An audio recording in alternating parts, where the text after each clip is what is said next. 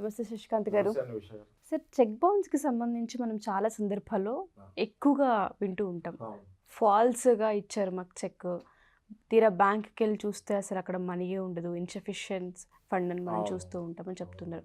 ఇవాళ అదే కేస్‌కి సంబంధించి ఒక నిర్మాత అని చెప్పుకుంటూ ఉంటాం. పెద్ద ఆర్టిస్ట్‌గా మనం చూస్తూ ఉంటాం ఆయన్ని. అవును. బండ్ల గణేష్. ఆహా! ఎవరికీ తెలియరు అనడంలో అతిశయోక్తి కాదు. కరెక్ట్. ఆయన కూడా 95,00,000 అప్పుగా తీసుకున్నారు అని చెప్పి, తీసుకున్న వ్యక్తి చనిపోతే వాళ్ళ ఫాదర్ వచ్చి అడిగినప్పుడు చెక్ ఇచ్చారని అది బౌన్స్ అయిందని, ఇలా మనం వింటూ ఉన్నాం. దీనికి సంబంధించి 1 ఇయర్ జైలు శిక్ష కూడా పడిందని మనం వింటున్నాం. దీనికి సంబంధించిన న్యూస్ ఏంటి సార్ అసలు? ముకుందా జ్యువెలర్స్ తెలంగాణలో మొట్టమొదటి ఫ్యాక్టరీ అవుట్లెట్ మన కొత్తపేటలో ఫిబ్రవరి 14న గొప్ప శుభారంభం. ఇప్పుడు బండ్ల గణేష్ అనే వ్యక్తి యాక్చువల్‌గా అందరికి తెలుసు. First comedian actor. ఆ తర్వాత ప్రొడ్యూసర్ అయ్యాడు. తర్వాత పెద్ద మూవీస్ కూడా చేశాడు. ఆ తర్వాత బాగా ఫేమస్ కూడా అయ్యాడు అనే వ్యక్తి. ఓన్లీ మూవీస్‌లోనే కాకుండా తరచుగా సమ్ కాంట్రోవర్సీస్ కూడా ఈయనకి వస్తూ ఉంటాయి. పొలిటికల్ వైపు అంటాడు. అప్పుడప్పుడు బ్లేడ్ పెట్టి కోసేసుకుంటా అంటారు. ఎన్నో కాంట్రోవర్సీస్ చూసాం బండ్ల గణేష్.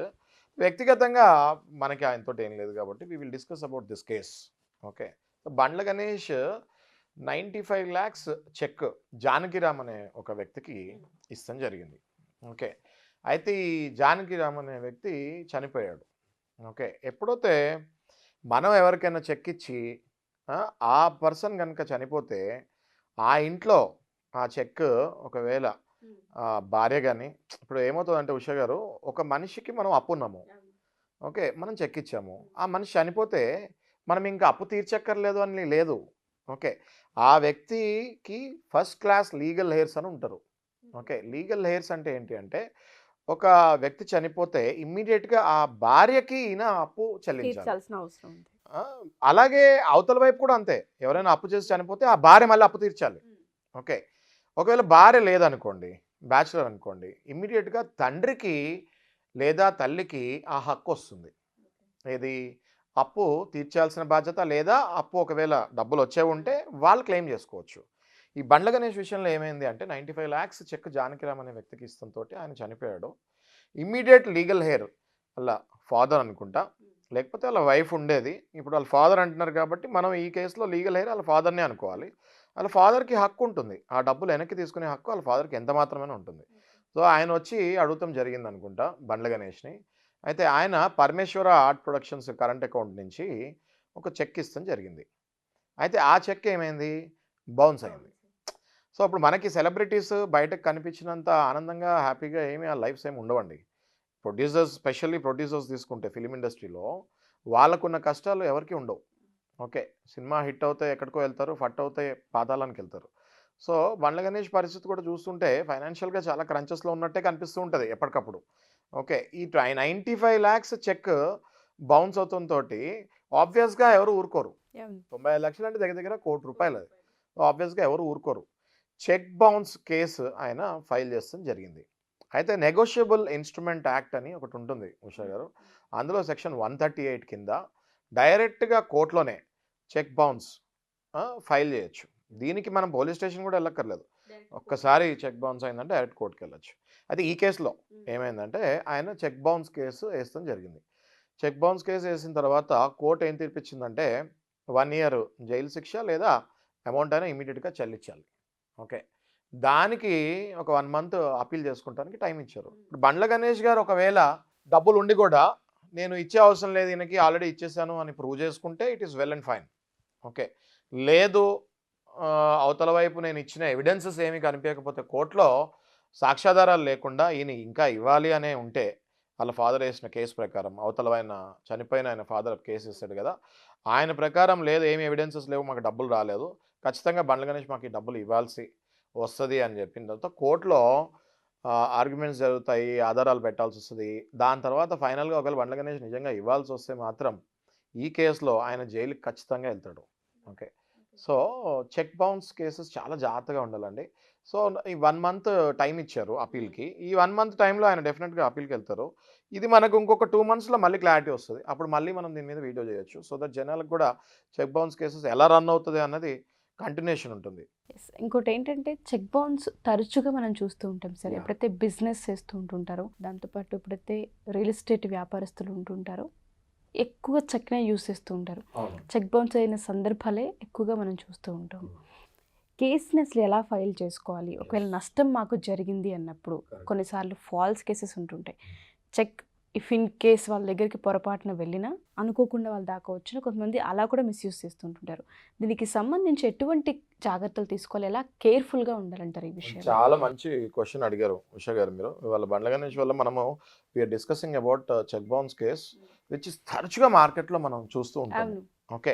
ఏం చేస్తారంటే ఇప్పుడు మీరు అడిగిన క్వశ్చన్‌కి క్లుప్తంగా మనం we'll discuss about cheque bounce case అంటే ఏంటి? అదే మనం ఎలా ముందుకెళ్ళాలి? అనేది మనం క్లుప్తంగా డిస్కస్ చేసుకుందాం. ఇప్పుడు మీరు 2 సందర్భాలు అడిగారు నన్ను. ఒకటి చెక్ బౌన్స్ అయితే ఎలా ఎళ్ళాలి ముందుకి అనేది. ఎటువంటి యాక్షన్ తీసుకోవాలి? ఎటువంటి యాక్షన్ తీసుకోవాలనేది. ఇంకో క్వశ్చన్ మీరు అడిగిన దాన్ని ఏంటి అంటే, అసలు చెక్ నేను ఇయకుండా ఒకవేళ నా దగ్గర నుంచి ఫ్రాడ్ రకంగా నా దగ్గర చెక్ తీసుకొని, ఏదో నా దగ్గర డెస్క్‌లో పడి ఉంటే తీసుకొని ఏదో చేసుకుంటే 2 క్వశ్చన్స్ కూడా మంచి క్వశ్చన్స్ మీరు అడిగింది. చెక్ బౌన్స్ కేస్ గురించి మనం డిస్కస్ చేసుకుందాం ఇప్పుడు. ఒకవేళ మనం ఎగ్జాంపుల్ తీసుకుందాము. నేను మీకు ఒక చెక్ ఇచ్చాను. ఓకే. ఒక 10,00,000 చెక్ నేను మీకు ఇచ్చాను. ఓకే. ఎందువల్ల ఇచ్చాను? మీరు నాకు ఆల్రెడీ ఇంతకుముందు 10,00,000 అప్పు తీసుకొని ఉంటాను. అది నా అకౌంట్‌లో పడుంటాయి. అన్ని సాక్ష్యాధారాలు ఉంటాయి. దానికి నేను మీకు చెక్ ముందే రాసిచ్చాను. పలానా డేట్‌లో మీరు చెక్ ఏసుకోండి ఉషా గారు అని చెప్పి నేను మీకు చెక్ ఇచ్చాను.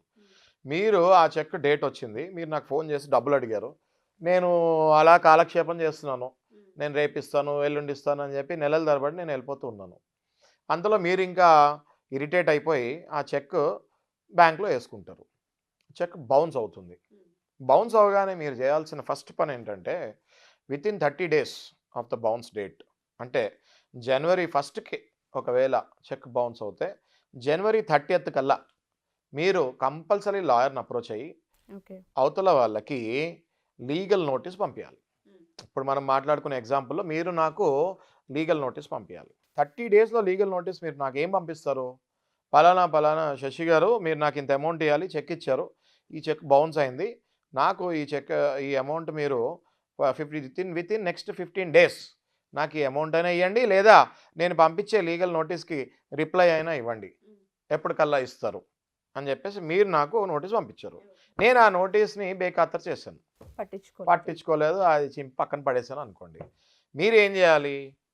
ఏదైతే మీరు టైం ఇస్తారో 15 డేస్, ఆ 15 డేస్ దాటగానే మళ్ళీ మీకు 30 రోజులు గడువు ఉంటుంది. ఆ 30 రోజుల్లోనే మీరు వెళ్ళి కోర్టులో కేసు వేయాలి నా పైన. ఏమని? ఫలానా శశి గారు చెక్ బౌన్స్ అయింది, నేను లీగల్ నోటీస్ పంపించాను, ఆ లీగల్ నోటీస్కి కూడా ఎటువంటి రిప్లై ఇవ్వలేదు, ఇదేంటండి అని చెప్పేసి మీరు కేసు ఫైల్ చేయాలి.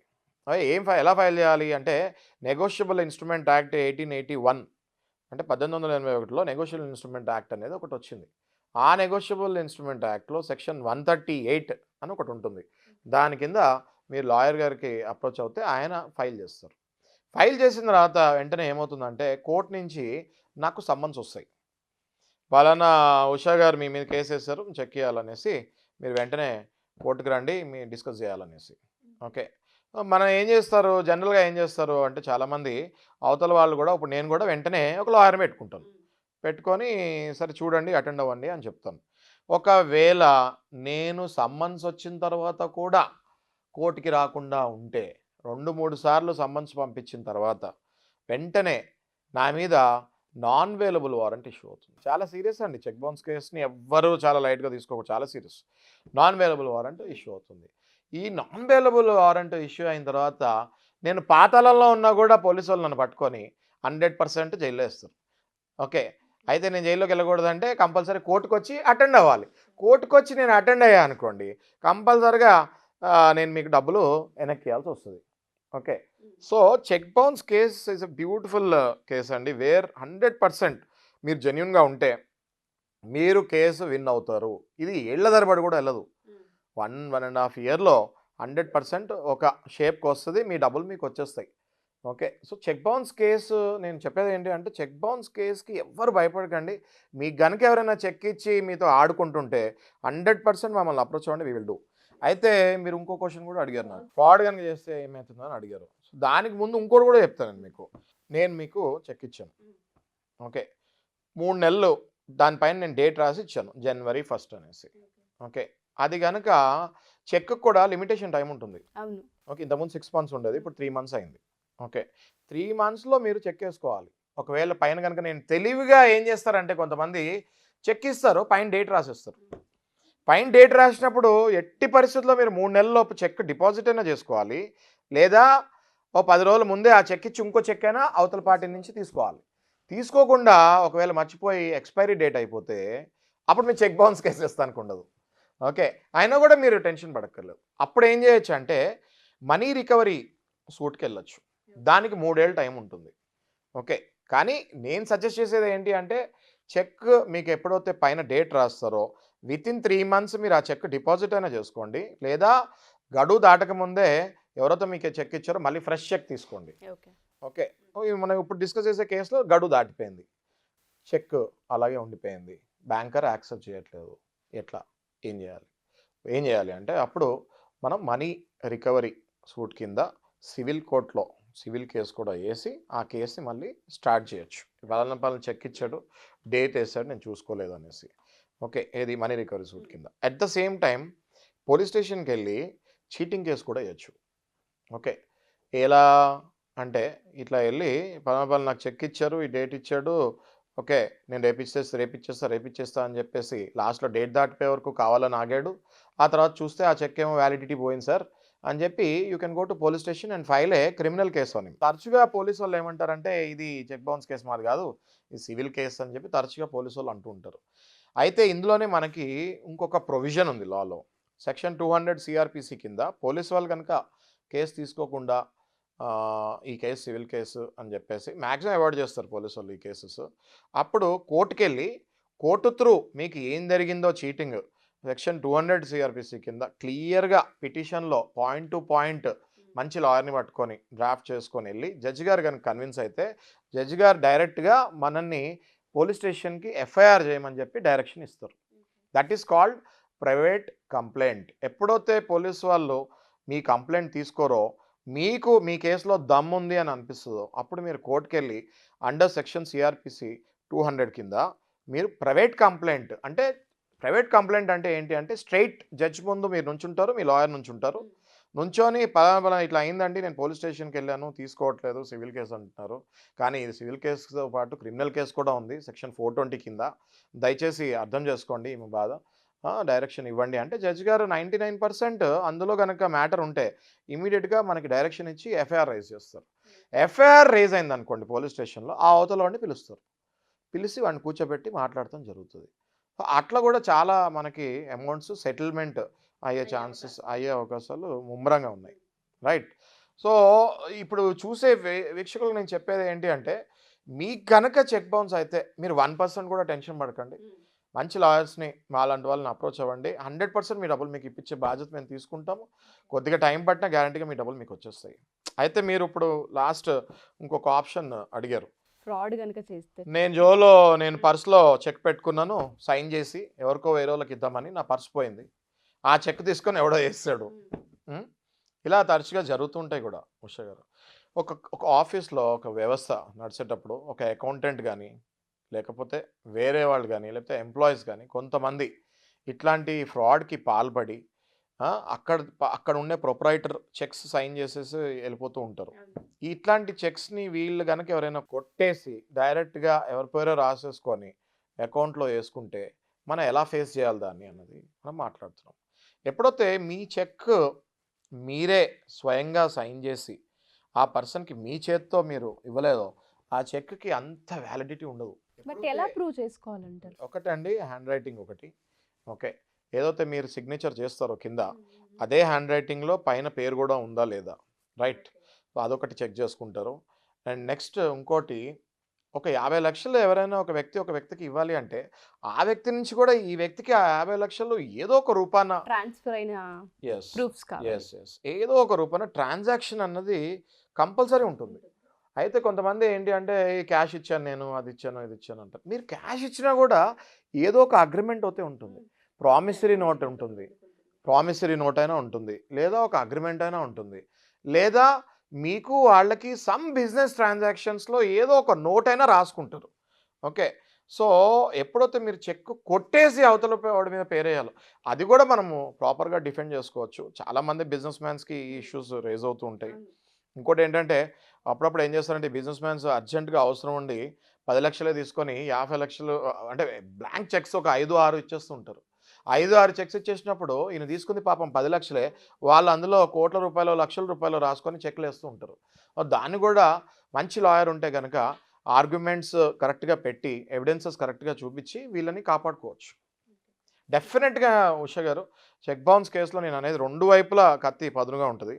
ఇటువైపు నిజంగా చెక్ ఉంటే 100% మీ డబ్బులు మీకొస్తాయి. ఒకవేళ మీ చెక్ ఎవరైనా కొట్టేసేసుకుంటే 100% మిమ్మల్ని కాపాడగలుగుతాం. చెక్ బౌన్సెస్ అనేది ఎప్పుడైతే ఫినాన్షియల్ ఎక్కువ చేస్తుంటారు, బయట ఫైనాన్స్ నడిపిస్తుంటారు, వాళ్ళలో మనం చూస్తుంటాం. కొంత డబ్బిచ్చి వాళ్ళ దగ్గర చెక్కులు తీసుకోవడం, ఇన్ టైంకి అది కనుక కట్టలేకపోతే బెదిరింపులు, ఇలాంటివి చాలా వింటుంటారు సార్. ఉషా గారు మీరు ఇప్పుడు ఒక మాట అన్నారు. బెదిరింపులన్నారు. ఓకే. ఇది కూడా చాలా కరెక్ట్ మీరు చెప్పింది. ఎప్పుడైతే ఒక మనిషి అర్జెంట్ రిక్వైర్మెంట్ ఉన్నప్పుడు ఒక రూ. 1,00,000 ఇచ్చేసి బ్లాంక్ చెక్ తీసుకొని ఫోన్ చేసి, "నువ్వు గనుక నా డబ్బులు నాకు ఇయ్యకపోతే నేను దీని మీద 10,00,000 రాస్తాను, 20,00,000 రాస్తాను, కేసేస్తాను, అన్యాయంగా నేను జైలుకి లాగుతాను." అది ఇది చాలా అని మంది బలవుతారు సార్. చాలా మంది అవుతారు. మీరు చెప్పింది చాలా కరెక్ట్ ఇది. వడ్డీ వ్యాపారస్తుల్లో రూ. 5, రూ. 10 వడ్డీ వేస్తే ఆళ్ళ పనే చేసేది ఇదే. ఓకే. అలాంటి వాళ్ళని విక్టిమ్స్‌ని అలాంటి ఎవరైతే బాధపడుతున్నారో అట్లాంటి వాళ్ళకి కూడా సొల్యూషన్స్ చాలా ఉన్నాయండి. అయితే వీళ్ళకి చట్టం పట్ల అవగాహన లేక చాలామంది మానసిక వేదనకెళ్ళి కొంతమంది సూసైడ్ కూడా చేసుకుంటూ ఉంటారు. ఎగ్జాక్ట్లీ. నేను చెప్పేది ఏంటి అంటే అలా బెదిరించినప్పుడు మీరు దయచేసి మా దగ్గరికి రండి. ప్రతి దానికి సొల్యూషన్ ఉంటది.